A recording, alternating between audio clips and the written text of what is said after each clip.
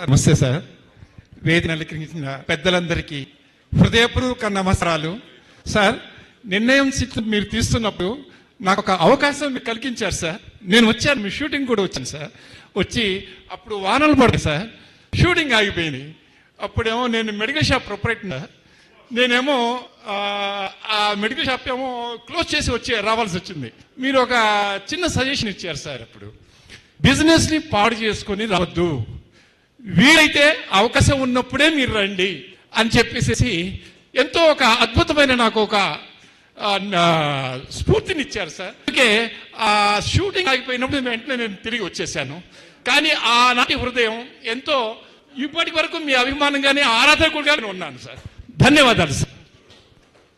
Thank you sir. ఇప్పుడు మనం మురళీమోహన్. అందరికీ నమస్కారం అండి. కాలతమైంది, ఎక్కువసేపు మాట్లాడకుండా ఉన్న టైంలో మాట్లాడతాను. ముఖ్యంగా ఈ రోజున ఈ సభకు, ఈ నాటకోత్సవాలకి అధ్యక్షులుగా ఉన్నటువంటి నా మిత్రులు, నాకున్న మంచి మిత్రుల్లో ఎస్పెషల్లీ రియల్ ఎస్టేట్ రంగంలో నాకు ఎంతో ఆద్యుడు లాంటి వ్యక్తి అంట పున్నారావు గారికి, అలాగే మైనేని భాస్కరరావు గారికి, ఎంత ఎదిగిన మనిషి ఉండాలని చెప్పే ఆత్మీయ వ్యక్తి ఆల్పాటి రాజేంద్రప్రసాద్ గారికి,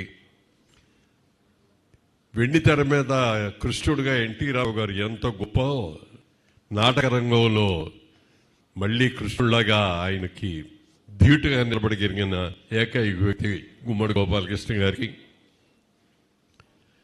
మనిషిని చూడగానే రెండు చేతులతో దండం పెట్టాలనిపించే ఒక వ్యక్తి తెలుగుదేశం పార్టీలో కార్యకర్త దగ్గర నుంచి కౌన్సిల్లో ఉన్న కౌన్సిల్ మెంబర్గా కానీ సభాపతిగా కానీ అనేక కార్యక్రమాలు చేసిన డాక్టర్ మాగటి గుంటూరు నియోజకవర్గ తూర్పు నియోజకవర్గ శాసనసభ్యులు గౌరవనీయులు మహమ్మద్ రషీద్ గారిని సాదరంగా వేదికపై ఆహ్వానిస్తున్నాం.